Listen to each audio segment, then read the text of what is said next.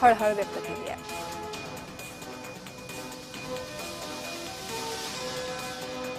नाशिक जिल्ह्यात पेरणीच्या कामांना वेग आलाय। पावसानं उसंत घेतल्यानं शेतकऱ्यांकडून पेरणी सुरू करण्यात आली। शेतकरी मका, बाजरी, सोयाबीन, कापसासह खरीपाच्या इतर पिकाची पेरणी करतायत।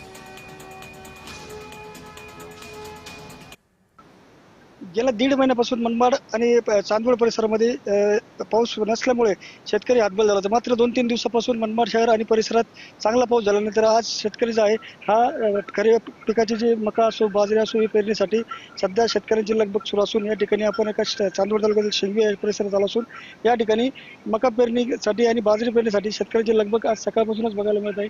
त्यामुळे शेतकरी कुठेतरी आनंदी झालेला आहे। मात्र सध्या पावसाने नाशिक जिल्ह्यामध्ये जवळपास काही ठिकाणी मोठ्या प्रमाणात पावसाची हजेरी लावली आहे।